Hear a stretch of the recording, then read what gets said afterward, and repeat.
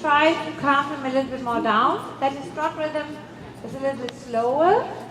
Justin, what I like is that her head is from the beginning on a little bit more rounded, and she nearly wants to go on the bit. So you always be very soft with your inside. Yes, and every time like this, she goes a little bit in the direction you pet her. And now you let the trot a tiny bit more free. Open up a bit. That's good. Yes. So Pearl has to slow down a bit. Justin has to open up a bit. And Melissa looks fine. And Samantha's tempo is alright. And Melissa's tempo is enough. Good. Not faster, that's good. But what we need now is roundness. That he is not only long, but also round. That's why we start with some loops. And you do some turns, some loops, really like a snake around the arena. Yes, and your hands is where? At the withers. Together, come here for a second. It's not enough. If you want to guide him, if you want to support him, where is it? I have a chance. Really near, okay? Really there? And try to really guide him with your seat, with your...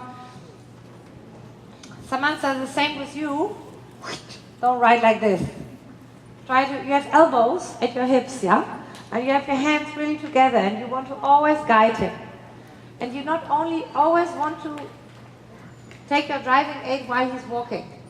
Otherwise, he knows that you carry him while he's walking. So it's your choice now. Do you want to keep carrying him? So you want him to walk. So make sure you put your leg only there and move nothing.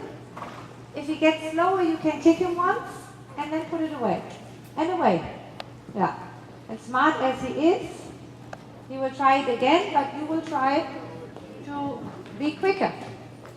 So enjoy your walk, don't do anything. And he's walking nicely, so just leave it. And Pearl slows him also down through some loops, some snakes, some loops.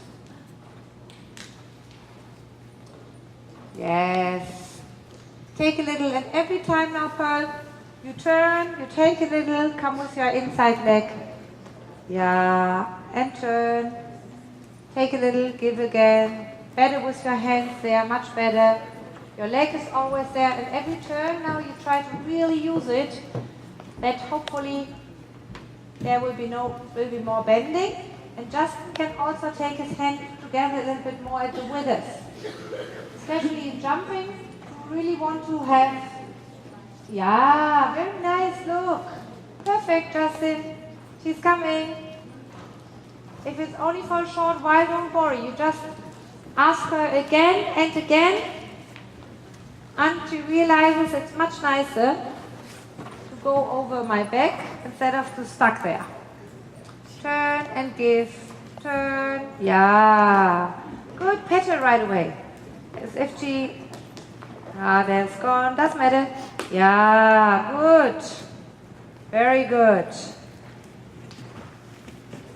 Samantha, and still you think that he is, for your feeling, much, much too round. You turn and try to, every time you turn, yeah, you try to really have overbending for your feeling by very quiet arms.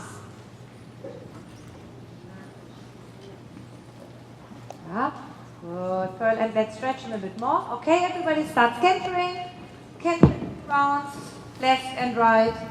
And still canter and stretching.